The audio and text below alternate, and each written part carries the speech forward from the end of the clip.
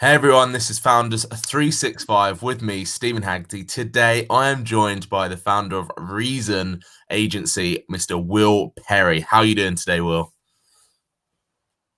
Doing well, flesh. Live and in the flesh. Live, alive and in the flesh. So it's all good. So Exactly, yeah. life can't be much better than that, right?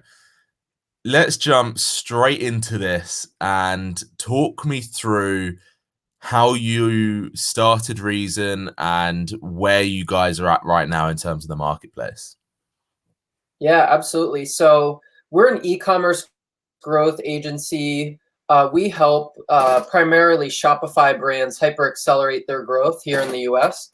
I started the company about 4 years ago as a full scale, full stack creative and marketing agency. And that came about from a career in sales and marketing. I was the director of marketing of a junior golf academy here in Florida in the US, and helped get that company to about 5 million. Was there for about, I think, 5-6 years, and really wanted to venture out on my own. Like any other entrepreneur, probably they had that itch or the bug to do their own thing. There were times, just kind of like thinking back, where I felt like I was stuck behind my desk, and I knew that I was capable of so much more. I knew that I could do so much more, or I felt like I could do so much more or achieve more, and that I was really kind of being held back in this like small business corporate style environment. And I really wanted to have massive impact with small businesses. I wanted to help them. I wanted to help people who really wanted to grow. And it really kind of started with this, with the idea of evolving and growing. And in those days, the name of the company was actually called EVIS, which stood for Evolve with Us. And now it's evolved into REASON. But everything that we do is just extremely purposeful.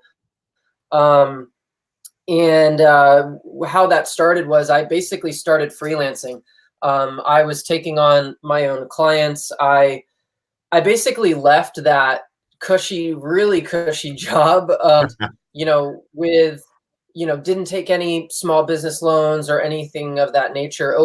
Opened a savings account with $500, and here we are today. So nowadays we're focused on helping companies get to 6 figures a month, 7 figures a year, 8 figures a year through our system that we call the Ecommerce Growth Formula. The e-commerce growth formula is essentially the end-to-end that we implement for e-commerce brands. And that's what we do today. We don't just focus on agencies, or like many e-commerce brands do. We really focus on expanding the system, creating efficiency in the system, acquiring customers, expanding into new markets, and hitting other channels. There's no lie that advertising is continuing to increase. And that's where we kind of really pride ourselves, is being flexible and nimble, and not just only being so focused on way of doing things, because there's so many different ways and strategies to acquire customers, and different ways to advertise to reach that dream customer. So I'm rambling, on and on, kind of at this point, but, it started 4 years ago. We've got a team here in the US, half remote and half in-house. And, we're super motivated this year to hit some really, really, really big targets. We're looking to hopefully hit 30 million in online sales this year between our different client partners and management spend. So we're just really pushing and driving towards hitting those marks and helping our clients win, and therefore us kind of winning along that process too. For sure. No, that sounds like quite the journey in 4 years, from working from taking a corporate job to now obviously leading that team. How has that journey been on a personal level in terms of like your identity and the change that has happened? Something that I always tell people is I never knew the amount of emotional agility that I would learn being a business owner and an entrepreneur. I mean, like straight at times, like literally wanting to cry, like wanting to just be like, We've all been why there. isn't We've all been this there. working the way? Why? Yeah, why isn't this it to work?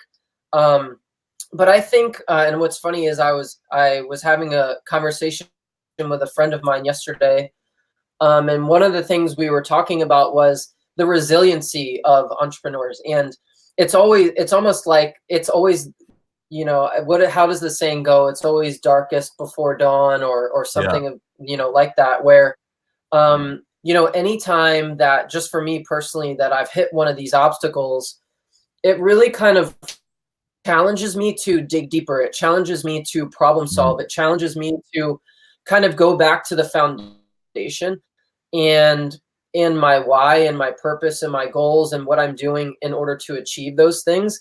And like, for real, it's been extremely difficult at times.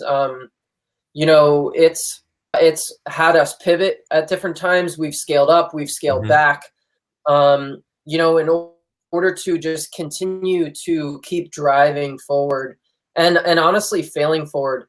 It's been an emotional roller coaster at times, but I think the willingness to continue to succeed and thrive, which is kind of like one of our themes for this year, is thriving. Like, what does it look like to thrive? How can we work with people who want to thrive, survive in their businesses, but explode them, hyper accelerate them, and really take on that mindset to big things happen, have big impact, all of those things.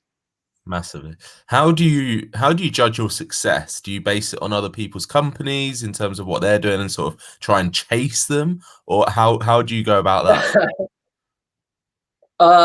That's a great question. How do I judge my success or the success of the company? The success of the company. So there's a lot of business, there's a lot of marketing agencies out there, there's a lot of people out there doing great things.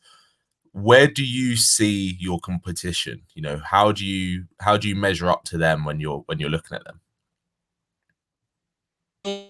In like any good marketer, I'm constantly doing competitor research, right? So from the aspect of always having my finger on the pulse, that I know our industry extremely well, because I think, you'll probably get differing opinions on this. Some people will say, like, I think Mark Cuban talks about it, where he's like, don't even worry about your competitor, just focus on you and keep going.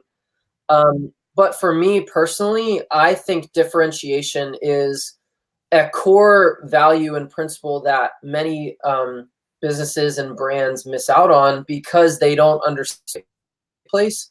And they also, so for me, understanding what the competition is doing, I'm very much have always been of the philosophy that everyone else is doing, and make a hard right or a hard left. So I never want to kind of do the same thing. I want to see what they're doing, take some aspects to learn from it, and then go in the complete opposite direction, because I think it's Dan Kennedy, who just passed, recently within the past couple of months. He's still talks alive. about Still alive. It was a myth. It was it was a rumor, wasn't it? He pulled through. Yeah. Is exploring the aspect of the extremes. I think it might have been Seth Godin, but exploring the extremes. It doesn't pay to be the second best or the second cheapest or most features. Like, it pays, or pays in the sense of maybe strategy to be completely different. And that's how I'm kind of using competition, is how do I differentiate through our service offering, in order to be able to drive that massive success for the companies that we're working with, because, it's creating win-win scenarios, which is why nowadays we, do a lot of performance-based, agreements and contracts and things like that with our clients, more so seeing them as partners. We want them to know that we're as committed to their brand as and we want we want them to see things as that win-win versus us just being paid to provide something that we're truly on their team. And I think that's some of the intangible components of, once we have the opportunity to talk with these e-commerce brands and these online businesses and develop that relationship, we're kind of able to sell those intangibles versus like, hey, we have this widget, or we leverage this algorithm, software that's gonna 5x your ROI. All of those things they're shiny objects and tactics that typically don't hold true. But good marketing, Yeah. How do you deal with still being able to be heard through all those shiny objects, through those like amazingly compelling statements that you see so often that, as me and kind of go like, come on, that's a bit of BS. But from the normal business owner that probably isn't quite as clued up in the marketing world, how do you as a business still get heard through those shiny objects? Yeah. And in a full disclosure sort of way, I mean, even being in marketing for more than 11 years, like, it's always a learning process from that perspective. But I think one of the ways that we try to approach it is sell them on what they want and give them what they need. And so that's what it all comes. Yeah, that's where it always comes back to the sales message. Right? And I think, I don't know if, you or any of your listeners follow Ryan Dice, but, he posted something recently that I love, and I kind of keep coming back to it recently, is if the message is bad, the marketing will fail. And that's not like a shiny object, but when a company brings a new product to market, or, a startup wants to bring a product into market, the fastest way to find out if somebody wants what you have is to go throw it in that arena of paid advertising and paid traffic, and you're going to get that. And most often that has to do a lot with the message, and figuring that out is both a process of failing forward and finding out what works and what doesn't work. Massively. For you, when you started growing this business to where it is now, what were some of the key challenges that you faced to get the growth that you've had? Some of the key challenge people, which I'm sure we can, dig more into that. Yeah, good. Great one, because that's a question that also always comes up from the listeners. It's like, how are people hiring the right people? Because there's so many wrong people out there, let's put it nicely. I think it's we've made some of those mistakes. I've made some of those mistakes. I have a tendency to have I have probably more patience as a business owner with the team than most would have. But so that sometimes can impact the business, right? And because you want to give people every opportunity to succeed, giving them the benefit of the doubt without micromanaging. I mean, that's just my style. As a leader, I try to kind of give the assets and the resources, and then let people run with it. I'm big on telling people exactly what to do. And the reason for that is I want people bought into what they're doing every day. And when we mess up, that that's when I, to a degree of micromanaging that process, or not, or analyzing, or dissecting rather, maybe, that process of like reversing the steps and, okay, this is what happened and why, and then, accelerating through that. But yeah, I mean, hiring, and I would say early on as a young, like many startups or companies that have even been around for 5-10 years, is we tried to and pay them, a little bit less, or in the sense of like bringing on more junior level, like associates or employees that have the experience that we really wanted them to have. And I think that's probably the biggest lesson that I've learned, is because on being able to deliver and results and performance and things like that. Like, I want to work with A players, and working with motivated B players who want to get better, versus like just putting people in roles and things like that. I would say that's probably the biggest lesson learned. And if I were to look back now to 5 years, prior, I would have built that high performance in order to accelerate the success of our company, and also accelerate the success of those that we're working with. Yeah, exactly. For you, because you mentioned that you've got a mix of sort of a physical team and a freelance team, right? How do you manage that difference in terms of the face-to-face team that you're seeing on a daily or weekly basis, as opposed to the ones that you've never even met, I suspect? In kind of two ways. We have regular check-ins every week. So through some control with the operations with meetings, project management software that we use being Monday. So everybody knows exactly what they need to execute daily. And then thirdly, using Slack. So we have very open lines of communication with dedicated channels, specific projects and clients and things like that. And then we just do video conferencing. We are now, with certain members of our, it's almost like they're right there. So, we leverage video conferencing a lot, our project management software, Slack for ongoing comms, and milestones. So much software out there now. Yeah, so almost sometimes overkill, but we're so we do use a lot of them for sure. Yeah. Here's a question for you, right? You're wearing a t-shirt with hustle on it.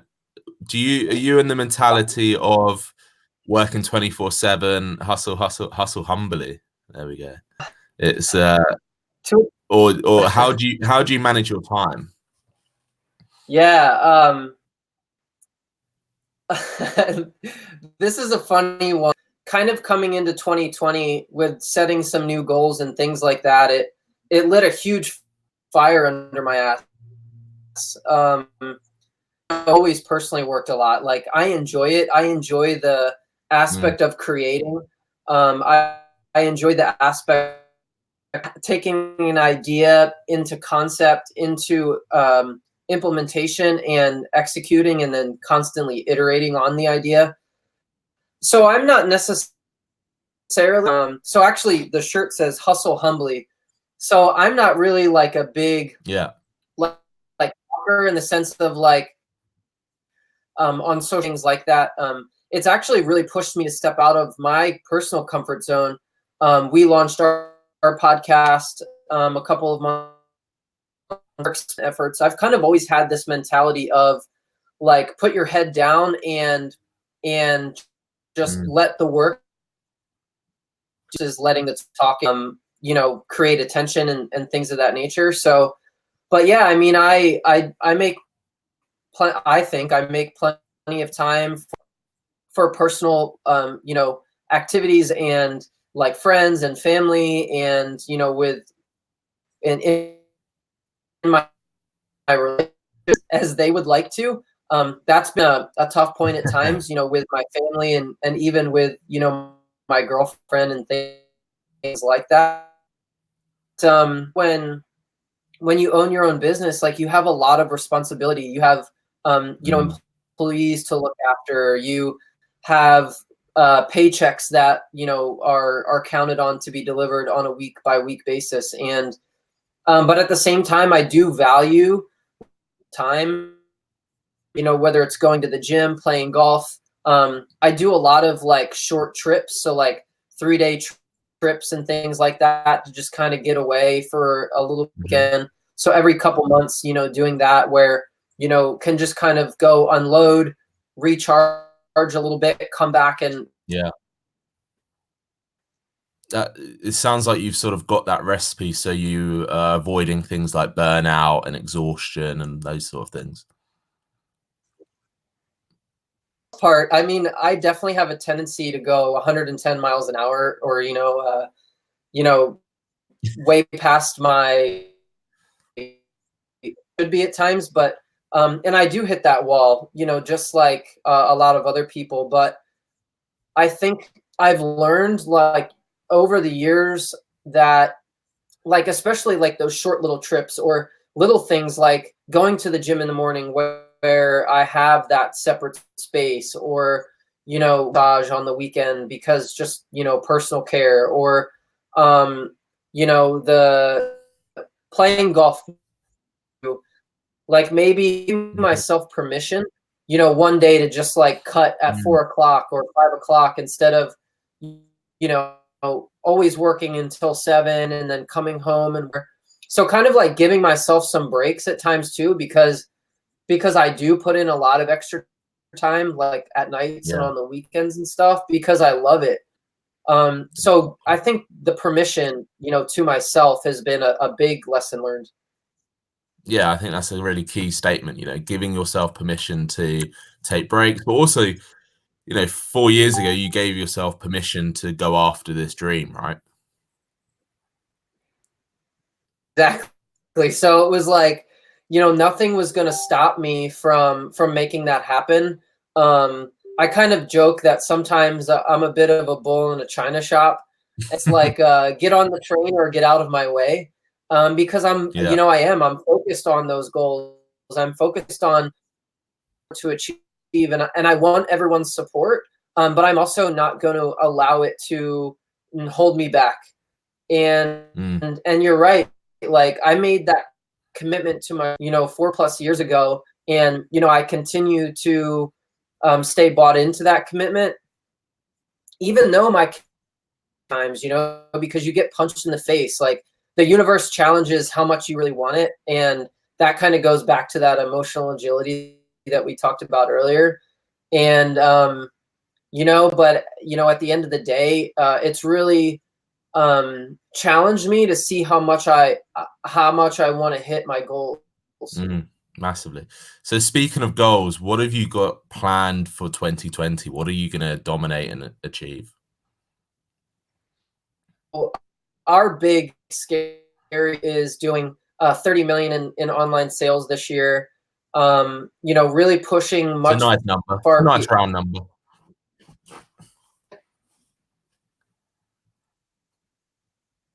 So pushing for that 30 million mark in online sales and revenue. That's a big, like, company and client goal. And then really, we've got some other programs that we're in process of launching. We're on the cusp of launching our Ecom Accelerator program, which is a done with you coaching program for entrepreneurs and like Shopify brands that are early on in their journey. There's so many people who either have just entered the space or really need actual hands-on guidance. And we've got all of these systems and strategies and templates and for funnels and ads and emails and customer acquisition, all of these things that we can kind of just offload to people that we've tested and we've proven time and time again. And like one of my to make it easier for people than it was for me. I mean, I had to figure all that stuff out the hard way. Um, Yeah. so I'm super excited to launch that first class of the Ecom Accelerator, which we're doing here in the next few weeks. We've got a side. We just launched our podcast as well, called "It's Time to Thrive," which is really focused on personal stories of entrepreneurs and the journey, like kind of what we've discussed today, on how they're going about their journey of thrive, really pushing their limits. So those are some of the things that we've really implemented, and got some other personal and getting back involved into real estate and things of that nature. Yeah. So a lot on my plate, like on trying to do too much, but it sounds like you can handle it. For you, it's really interesting that you've got a podcast and very similar sort of stories that we're sharing on here on yours. For you, why is it so important to share with other entrepreneurs, share your story and share other people's stories? For me, a little bit selfish, potentially, but to me, it's inspiring. What other people are doing inspires me. Just being someone who really values achievement and being a high achieving mindset. Like, I love hearing how other people kind of go about that journey to hit their. So there's that side of it, and then wanting to share that with others too, so that it can help them. The other aspect too of like that difficulty and that times that we all go through, and that aspect of like that we're all not alone, right? And that this can be a difficult process, and being able to connect with others who are experiencing different things or similar things in different ways, able to help them or give them ideas or strategies that can really help them go after. And so I just love that stuff. I love seeing how people go about hitting their goals and their achievements, and just pull pieces from it, see if I can implement it, into my business or into my life, or share it with other business owners, things like that. Yeah, exactly. That's what it's about, right? I think for me, my key word with anything is like collaboration. It's about sharing, about helping others, about seeing everyone grow. There's enough business out there for everyone, so it's like collaborate. I can't even say it now, but help others, and being able to watch people's journeys is so nice. It's such a pleasure to watch that. Will, so my sort of second to last question for you today is, if you could give 3 sort of founders or maybe agency owners tips to help grow their business from what you've learned over the last 4+ years, what would 3 of those tips be? Yeah. So we'll kind of see how we go. I'll just cut you off if you get to like 7. Yeah.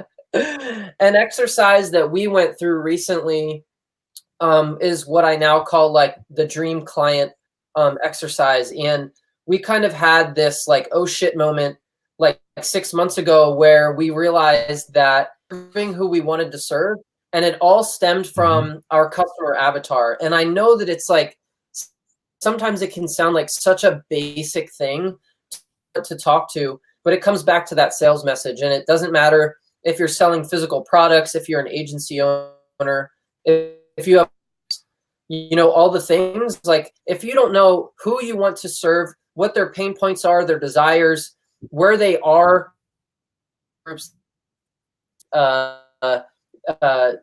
conferences, etc. Like, where are they? What do they want? What have they already tried? Etc. Like, that was a huge thing for our agency who coaches, brands on these topics. Like, we go through that stuff too. So the second would be that never stop selling. sales is the key to everything. And I think whether you're an entrepreneur or an agency owner, or you're the CEO of that company, a lot of people don't like the word sales is kind of like taboo, dirty word. But I love to sell, and the reason that I love to sell is because it have an opportunity to create massive impact on someone's business. It means that I have the ability to cultivate change and to be a catalyst for change that has goals. And I would say if people could really start to change their mindset towards selling, and there it was like if anybody knows who Myron Golden is, he's very connected with Russell Brunson and private training with them a couple, probably 6 months ago or 8 months ago or whatever. And he said something to the effect of that you have an ethical obligation to sell what you know and what you have to people, because it's the exact thing that is going to help them get to where they want to go. Yeah. Kind of paraphrasing there a bit. With that, so just not being afraid of sales, not being afraid, and really embracing the aspect of selling, and that sales helps people, selling helps people. So there would be that. Just mindset as a whole. Like, do you have this mindset of I'm trying to survive in my business, or are you trying to thrive in your business? Being a business owner is scary. It takes sometimes making some big risks, whether those are financial decisions or strategic decisions. But I think the biggest thing that I've learned is that, like, I can't say that I want to do this thing or hit this goal if I'm not make the decisions or take the risks in order to basically get there.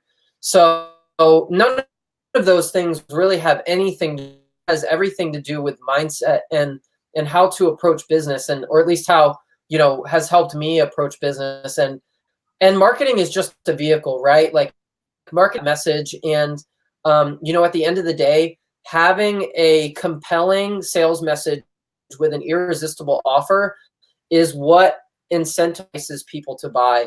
So if people are not buying and they're not converting businesses, or whether it's in person, not in person, etc., if the message is bad, the marketing will fail. Quote Ryan Dice again on that. So 4. How about 4 with a little bonus one there at the end? We'll accept 4. We'll accept 4 this time round. No, I completely agree with all of them, especially on the mindset one. I see it a lot where people get in their own heads a lot, and their own worst enemies. And it's a journey, like you said at the beginning of the call. It's you're gonna have emotional times, you're gonna have ups, you're gonna have downs. I think that's just the business owner, the founder, the entrepreneurial life. But it's all about how those highs will get higher, and those lows won't always get as low, and the highs will stay longer as well, which is what you got to remember. Will, if anyone wants to get in touch with you, pick your brain, speak to you about Reason, what's the best way for them to do that? Couple different ways. I'm going to hit you with a few marketer would. So since you gave me the opportunity to plug in. Okay, so a couple ways personally is going to be through email. So will@reasonagency.co. That's .co, not. The other way is for any e-commerce entrepreneur who really wants that hands-on experience and done with you coaching program, go to www.theecomaccelerator.com. Or if you're an already established business and you want to hit 100,000 a month, look at our performance-based growth program. It's commission only, rev share sort of scenario, no monthly. Like, we're super focusing companies scale and grow and creating that win-win relationship. So if that interests anyone, go to apply.reasonagency.co. appreciate the opportunity today. I'm looking forward to watching this afterwards, checking it out on social, etc. We'll do our part as well, social channels and everything. I really appreciate you having me on the show today. No, Will, thank you so much for coming on. You have been guest number 38 on Founders365, and you've been an amazing guest. I was about to say host then, but you've been an amazing guest. Thank you so much for coming on. Thanks everyone for watching. Thanks everyone for listening. This has been Founders365 with me, Stephen Haggerty.